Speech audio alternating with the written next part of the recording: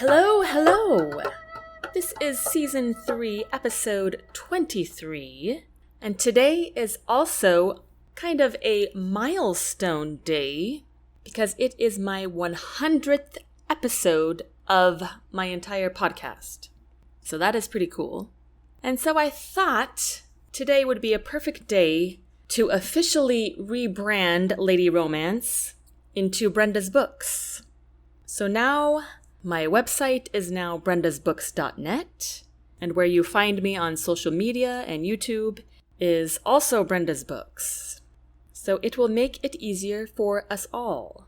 But don't worry, the content of this podcast will remain the same. It'll be the same types of stories you are used to. Speaking of which, I know you came to listen to Queen Andraya. Today we are on Chapter 24. Here we go. Chapter 24. Revote, Release, Reveal. Andraya stared at the grim men, sitting at the long silver table in the council room, donned in traditional Chaldean black suits. Surprisingly, every person in the room was silent. It is time for a vote, gentlemen. Who votes the prince had probable motive to poison me? The queen asked. She looked over their solemn faces. 6 of the 12 council members raised their hands. The queen, who sat at the head of the table, looked to Dolian on her left. Chancellor, you have not voted. Neither have you, Dolian retorted. You all know where I stand. I believe the prince had no motive at all. Dolian leaned back in his seat and rested his elbows on his armrests and tapped his fingers together in thoughtfulness, scrutinizing Andraya's face. When she finally met his gaze, his expression grew soft. Then he rolled his eyes along with his head. Gentlemen, this is absurd. Do any of you really think that pansy of a prince would want to kill Her Majesty? The rest of the group just stared at him, dumbfounded. It is preposterous, Dolian cried, throwing his hand up. He leaned forward in earnest, putting his elbows on the table. Lord Frederick, have you ever seen how the prince behaves around her? Do you really think he would want her dead? I voted in the prince's favor, the lord reminded him. Dolian gave him a mocking smile. Of course you did. Now the rest of you, have you noticed how Prince Steffan, he spit his name out with contempt, acts around the queen? He is as careful as a kitten. He wants to marry her, probably wants to take her to that pathetic kingdom of his. He is too much of a weed to accept gold as a bargain. I know you do not like him. Personally, I hate the man, but we are here enacting the law. Let us be lawmen. He leaned back in his seat without looking at the queen. Lord Lucas, who sat next to the chancellor, leaned into him and spoke in a low voice, but not so low that the entire council room did not hear. You told me to vote against him. I changed my mind, Dolian growled. Andraya gawked at the chancellor, and then at the rest of the councilmen. Do you mean to tell me, gentlemen, that the lot of you made a decision with someone's life based on his popularity? She could not quite hide her shock. Of course they did, Your Majesty, Dolian said, sounding like this should have been obvious. Now let us continue with business. I motion we vote again. I second it, someone else called. Andraya did not register who it was, as she could not stop staring at Dolian in astonishment. We are waiting for you, Your Majesty, Dolian muttered. Andraya blinked and tried to clear her head. She did not know whether to feel outraged or grateful. She sucked in a breath and blew it out again. All right. All in favor of releasing Prince Steffan from imprisonment due to lack of motive, make it known. The queen scanned the group. The vote was unanimous. Andraya huffed out a breath, utterly flabbergasted. She stood in place. Very well. He shall be released immediately. This meeting is adjourned. Every gentleman moved to stand. My 2 Sandrian linguists, please stay behind, the queen called. Dolian stood and began putting his arms through the sleeves of his topcoat. He moved to walk past the queen, but she grabbed him by the arm. He stopped in his tracks and met her gaze. His usual scowl was completely absent. He was so much more handsome this way. He raised his eyebrows, waiting for her to speak. The queen wanted to scold him to scorn, while at the same time she wanted to attack him with hugs. Instead, she simply said, "Thank you." "Are you still glad you fired me as your royal advisor?" The queen did not respond. Dolian's lips curled up. "Good day, your majesty." And for the first time ever, he gave her a full, deep bow, before twisting around to exit the room. Andraya stared at the empty threshold for a long minute after he left. Someone in the room cleared his throat. "Oh, my lords, thank you for staying behind." There, standing by the wall, stood Lord Bartholomew and Lord Frederick. Bartholomew blushed and fidgeted as usual. Frederick, a few years older and a few inches taller, offered a genuine smile and bowed his brunette head. "Are you ready for your assignments?" the queen asked. "Yes, your majesty," they said in unison, although Bartholomew's voice squeaked a bit. "I understand both of you speak Sandrian, but have either of you visited the kingdom?" They both nodded. "How long ago?" the queen asked. 12 years ago, Lord Frederick said. "I was 16 at the time." "Would you recognize a merchant's accent if you heard one?" "Absolutely, madam," Frederick said with a grin. "And what about you, my lord?" Andraya said to Bartholomew. Bartholomew's voice came out crackly, so he cleared his throat and tried again. "I was 10 years of age, my queen. I do not know if I will recognize a merchant's accent or not." "Well, do your best, I suppose. You two are all I have." Andraya squared her shoulders. "Let us go to the dungeon." The gentlemen's faces blanched. "That is where the so-called impostor is? I cannot very well let him out of his cell, now can I? We must go to him." The two men followed the queen through the palace and down the fractured steps leading to the dungeon, with Hudson following behind in silence.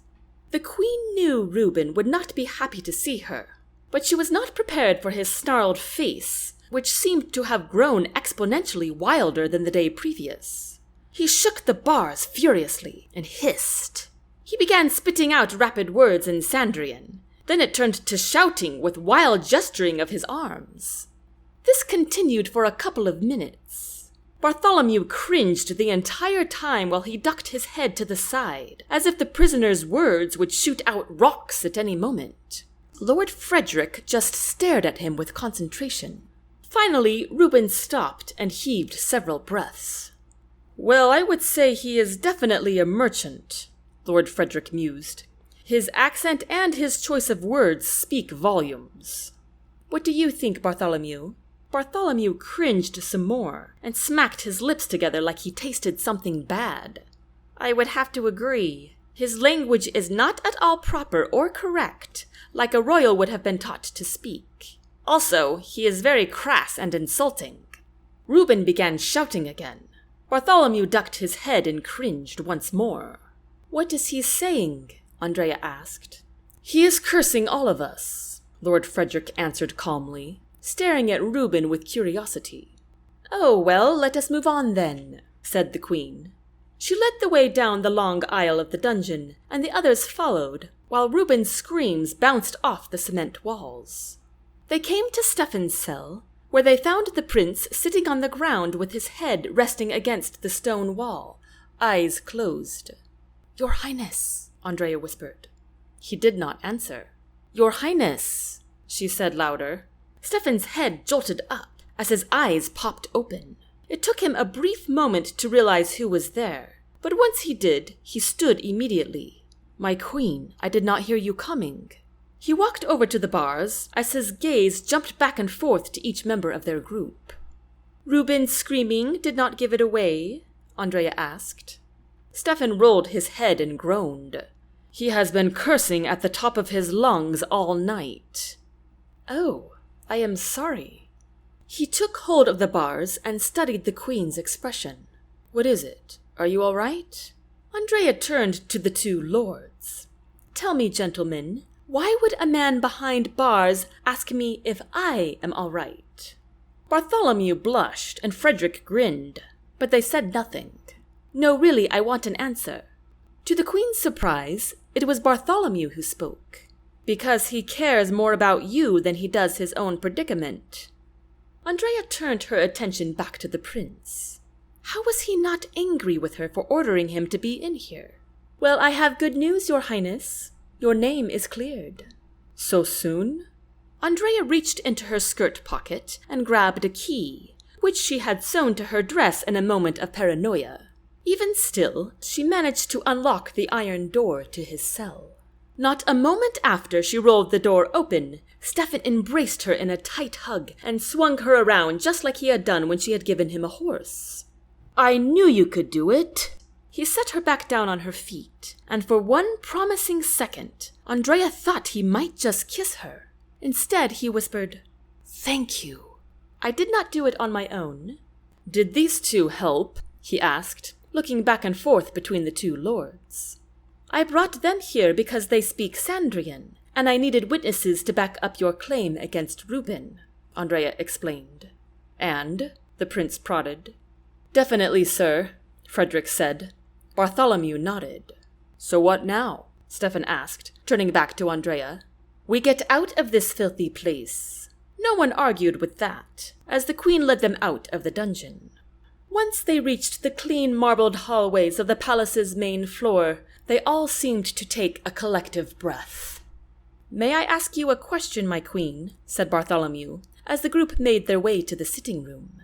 Andraya was pleased to see his usual nervousness was all but gone. Of course. Why did you not believe the prince when he claimed Ruben was a merchant? I did believe him, but the law says a witness is needed to convict someone of treason. Yes, I know that, but, Andraya prodded. But King Gordon never, now Bartholomew was stuttering. Care for the law? Andraya finished for him. Yes, Bartholomew said, which is a shame because I love justice. Andraya stared at him curiously. She had never heard him say so much in one sitting. I love it too, my lord.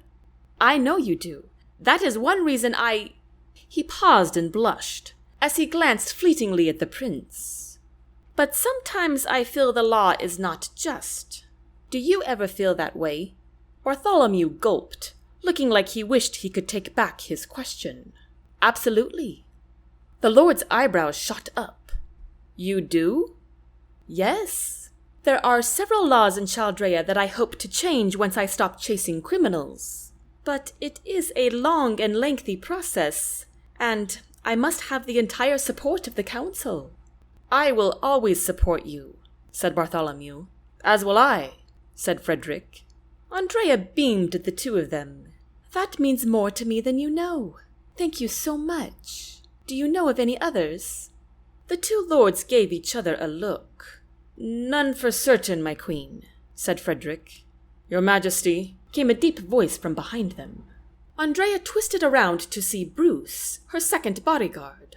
Just like Hudson often did, he seemed to appear out of thin air.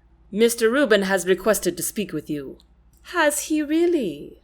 Andraya said. Is he capable of rational conversation?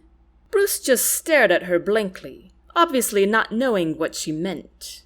Oh, very well, the queen agreed. Benjamin! Coming, your majesty! She heard Benjamin's footsteps advance toward them from down the hallway. Within moments, he turned the corner and came into view. Thank you for coming, Benjamin. Would you see that the prince gets some food? Of course. Oh, but my queen, Steffan interjected. May I come with you to speak with Ruben? You want to go back to the dungeon? Andraya questioned. Well, no, but with you, yes. Benjamin put his gloved hands behind his back and held a stoic expression. If you wish, you may, said the queen. She turned to Bartholomew and Frederick. You two are dismissed. Thank you for your help. The two lords bowed and dispersed in different directions. Steffan clasped Benjamin's shoulder. Did you do it, my friend? Benjamin flushed and shook his head. Steffan sighed but patted Benjamin on the back as if he understood. Let us go, your highness. I have a lot of work to get back to, said the queen. Steffan clicked his tongue and shook his head. Always working. It is almost as if you were a leader of a nation. Andraya smiled wryly. then turned to her footman. "Thank you, Benjamin," she said, as she hooked arms with the prince, and the two of them made their way, yet again, through the marbled hallways and to the cracked stone steps leading to the dungeon. "What were you asking Benjamin about?" Andraya wondered aloud. Steffan gave her a pleading look. "Oh no, please do not ask me. You are so difficult to resist, and I promised him I would not tell a soul." Then he stopped them in their tracks. He took one step down and turned to look at her. He was slightly shorter than her this way, which for some reason slapped a huge grin on the queen's face. Steffan grinned in return. "Now that is one beautiful smile." Andraya's cheeks turned pink. "Why did you stop us?" Steffan took both her hands in his. "You always put on a brave face, but I know there is something bothering you a great deal. What is it?" Andraya moaned softly. "How do you know this?" Steffan shrugged. "Your walk is a little less graceful than usual." "I could just be tired," Andraya hedged. Steffan shook his head. "What is it? Are you nervous about speaking with Ruben?" "Not at all." Steffan stared at her with those bright blue eyes that never failed to melt her to the core. He squeezed her hands a little tighter as he waited for her to speak. Finally, she gave in. "I have never had to—" She inhaled a shaky breath. "To order someone's execution. I do not want to do it, but he committed treason, so I have to." Her eyes welled with tears. She bit her lip to try to hold them back, but the pesky things escaped anyway.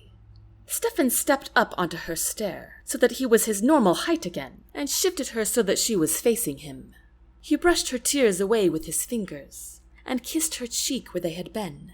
He coaxed her to sit down with him, and he let her shed a few more tears on his shoulder while he held her close.